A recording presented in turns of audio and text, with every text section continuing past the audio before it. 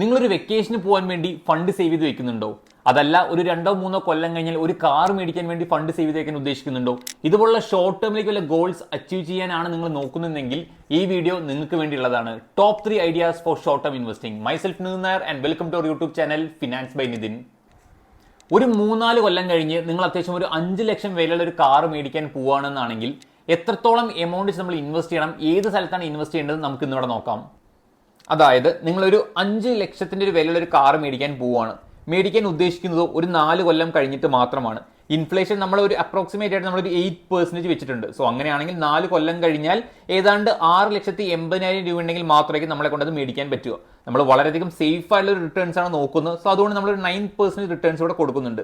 So ഏതാണ്ട് 9% returns വെച്ച് കിട്ടുകയാണ് എന്നാണെങ്കിൽ നമുക്ക് ആ ഒരു എമൗണ്ട് അച്ചീവ് ചെയ്യാൻ വേണ്ടി നമ്മൾ മാസം കൊടുക്കേണ്ട എമൗണ്ട് എന്ന് പറയുന്നത് 11,738 റുപ്പീസ് ആണ്. ഇനി നമ്മൾ നോക്കാൻ പോകേണ്ടത് ഏത് സ്ഥലത്ത് ഇൻവെസ്റ്റ് ചെയ്ത് കഴിഞ്ഞാൽ വളരെയധികം റിസ്ക് കുറവായിക്കൊണ്ട് ഇൻവെസ്റ്റ് ചെയ്ത് നമ്മളെ കൊണ്ട് ഈ 9% അച്ചീവ് ചെയ്യാൻ പറ്റും എന്നുള്ളതാണ്.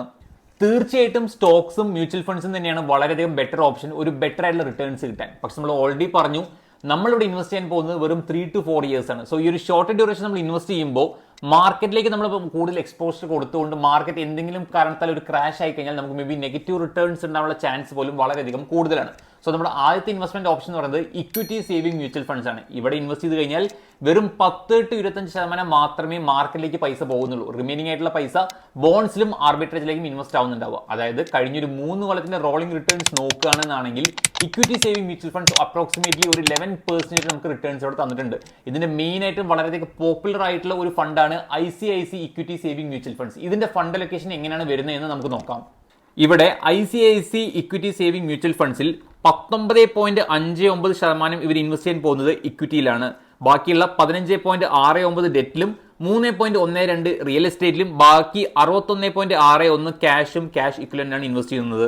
അതായത് വെറും 20% മാത്രമാണ് ഇക്വിറ്റിയിൽ പോകുന്നത്. അത്രത്തോളം റിസ്ക് മാത്രമേ അവിടെ വരുന്നുള്ളൂ. ബാക്കിയുള്ള 80% അത്യാവശ്യം വളരെയധികം സേഫ് ആയിട്ടുള്ള സ്ഥലത്തായതുകൊണ്ട് തന്നെ നമുക്ക് ഷോർട്ട് ടേമിലേക്ക് ഡിപ്പെൻഡ് ചെയ്ത് ഈ ഫണ്ടിലേക്ക് ഇൻവെസ്റ്റ് ചെയ്യുകയും ചെയ്യാം. നമുക്ക് ബെറ്റർ റിട്ടേൺസ് കിട്ടാനുള്ള ചാൻസസും വളരെയധികം കൂടുതലാണ്, എസ്പെഷ്യലി വിത്ത് ലോ റിസ്ക്. അതിനർത്ഥം ഇവിടെ ഒരിക്കലും നെഗറ്റീവ് റിട്ടേൺസ് ആവില്ല എന്നല്ല. 1999 മുതൽ 2025 വരെ ചെയ്തതിൽ 2 വട്ടം മാത്രമാണ് ഇത് നെഗറ്റീവ് റിട്ടേൺസ് വന്നിട്ടുള്ളത്. ഒന്ന് 2000 നടന്ന .com ബബിളിൽ മാർക്കറ്റിനെ ഇടിഞ്ഞു പൊളിഞ്ഞ സമയത്ത് പോലും ഈ ഫണ്ട് വന്ന നെഗറ്റീവ് റിട്ടേൺസ് എന്ന് പറയുന്നത് വെറും -1% ആണ്. അതേപോലെ തന്നെ 2020 കോവിഡ് ക്രാഷ് വന്നപ്പോൾ പോലും ഇതിന്റെ നെഗറ്റീവ് റിട്ടേൺസ് വന്നത് വെറും -4%, അതും ഒരു മാസത്തിന് വേണ്ടി മാത്രം. ആ സമയത്ത് മാർക്കറ്റൊക്കെ ഇടിഞ്ഞത് മോർ ദാൻ 40% ആണ്. സോ ഇത്രത്തോളം സേഫ് ആണ് ഈ ഫണ്ടെന്ന് ഇതിലൂടെ മനസ്സിലായി വിശ്വസിക്കുന്നു.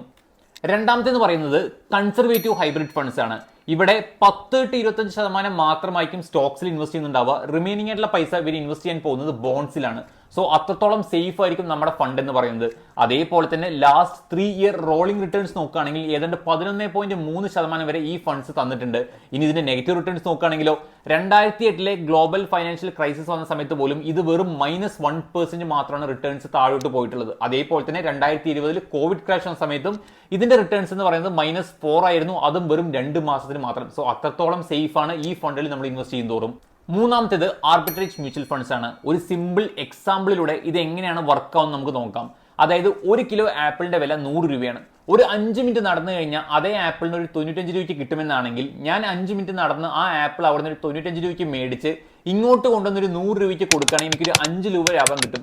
ഈ 5 രൂപ ലാഭം കിട്ടുന്നതിനെയാണ് നമ്മൾ ആർബിട്രേജ് എന്ന് പറയുന്നത്. അതായത് ഇവർ മാർക്കറ്റിലേക്ക് വരുമ്പോൾ സ്പോട്ടിലും ഡെറിവേറ്റീവ്സിലേക്കും ഈ ഓപ്പർച്യൂണിറ്റി കൂടുതൽ ക്യാപ്ചർ ചെയ്യുന്നുണ്ടാവുക.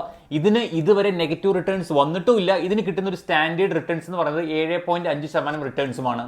സോ ഒരു 2-3 കൊല്ലത്തേക്ക് അത്യാവശ്യം നല്ല രീതിയിൽ ഫണ്ട് സേഫ് ആവും വേണം, ഒരു ബെറ്റർ റിട്ടേൺസും കിട്ടണമെന്നാണെങ്കിൽ തീർച്ചയായിട്ടും നമ്മൾ പറഞ്ഞ 3 കാറ്റഗറി ഓഫ് ഫണ്ട്സും നിങ്ങൾക്ക് ചൂസ് ചെയ്യാൻ പറ്റുന്ന തന്നെയാണ്. വളരെയധികം ഡീസന്റും ബെറ്റർ റിട്ടേൺസും തരുന്ന ഫണ്ടുകൾ തന്നെയാണ് ഇതെല്ലാം. സോ ഇതുള്ള ഇൻഫോർമേറ്റീവ് വീഡിയോസിന് വേണ്ടി നമ്മുടെ പേജ് സബ്സ്ക്രൈബ് ചെയ്യുക, ലൈക്ക് ചെയ്യുക, ഫ്രണ്ട്സായിട്ട് ഷെയറും ചെയ്യുക. താങ്ക്